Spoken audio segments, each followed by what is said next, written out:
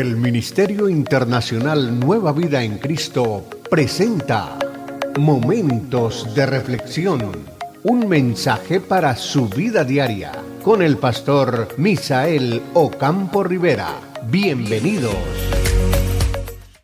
Hola amigos, cordialísimo saludo, bienvenidos a la reflexión en el día de hoy.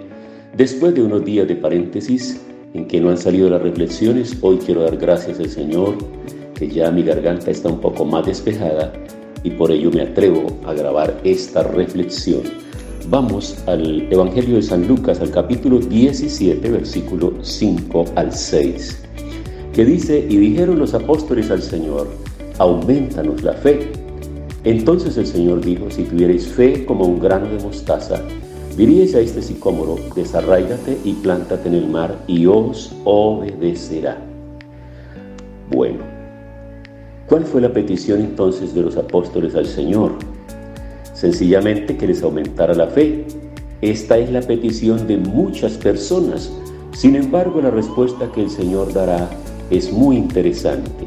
Si tuvieres fe como un grano de mostaza. Imagínate que el Señor dijera que si tuviéramos fe como del tamaño, por ejemplo, de una sandía, de una patilla, de una piña, de cualquier fruta de estas grandes. Pero dijo una de las semillas más pequeñas, una semilla pequeñita, diciéndonos en efecto que no es realmente la cantidad de fe, sino más bien el objeto correcto de la fe. Y el objeto correcto es la cruz. Primera de Corintios, en el capítulo 1, el versículo 18, el apóstol Pablo explica lo siguiente: porque la palabra de la cruz es locura a los que se pierden, pero a los que se salvan, es a saber, a nosotros, es poder de Dios.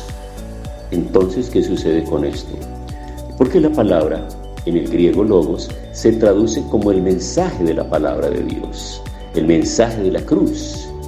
Y las cosas espirituales no pueden ser discernidas por personas inconversas, pero esto no importa.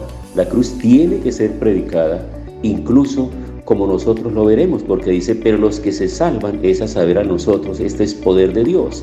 La cruz es el poder de Dios simplemente porque es precisamente allí donde toda deuda del pecado fue pagada, dando al Espíritu Santo, en quien reside el poder de libertad y acción para orar con poder en nuestras vidas. Entonces se trata de saber establecer en qué, a quién le creemos. Nuestra fe está puesta en quién, qué estamos esperando. Y este tema de la fe también tiene que ver con que las peticiones sean correctas de acuerdo al plan y propósito de Dios.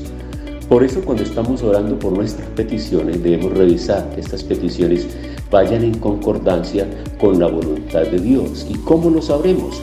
Conociendo la palabra, sabiendo lo que Dios ha estipulado, lo que ha dicho en la palabra, cuáles son los principios, cuáles son las leyes, las normas establecidas por Dios en su palabra, para que no resultemos haciendo peticiones con el ánimo de que Dios venga a abrogar la palabra que Él ha escrito, ha dado para 1000 generaciones. Es interesante entonces el tema aquí que presenta el doctor Lucas, donde viene hablando en este capítulo de Lucas, en el capítulo 17, viene estableciendo ese paralelo entre el perdón y la fe. Recordemos que en el capítulo anterior estaba hablando, se estaba narrando una historia, una ilustración acerca del hombre rico y de Lázaro.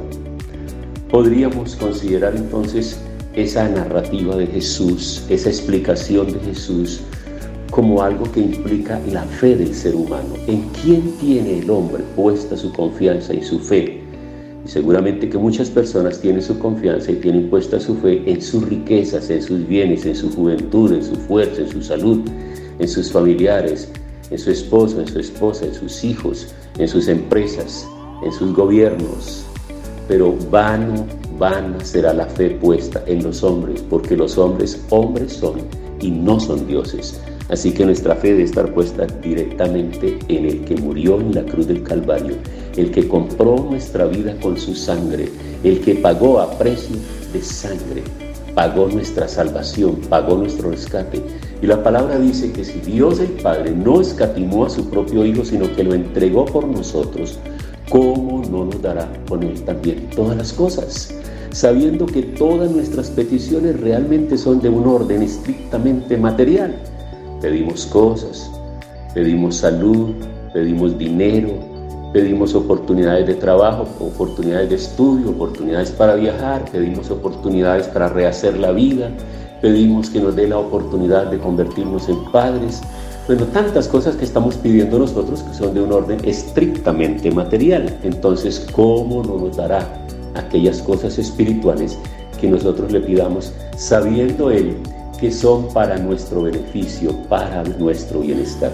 Así que, amigos, la reflexión en el día de hoy nos lleva a pensar que la petición de pedirle al Señor que nos aumente la fe, necesariamente lo que tiene que ser es redireccionar nuestra fe. No importa el tamaño de la fe, no tiene que ser tan grande.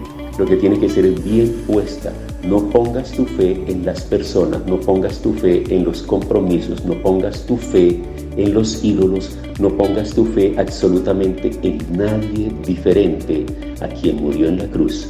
Tiene el poder para vencer aún la misma muerte. Al tercer día se levantó de la tumba victorioso, encomendó a sus discípulos, les encomendó el ministerio de la reconciliación, porque el hombre estaba distante de su Creador, y a través de la obra redentora de Cristo en la cruz del Calvario ahora somos cercanos. Podemos acercarnos al Señor a través del arrepentimiento, de pedir perdón y no dejar para más tarde. Recordemos que esa lección del rico y de Lázaro nos muestra la realidad. No podemos dejar en manos de otros el destino de nuestra eternidad. Ese lo definimos nosotros mismos en un encuentro personal con el Señor. Amigos, gracias damos a Dios por esta oportunidad que nos da de reflexionar sobre la palabra.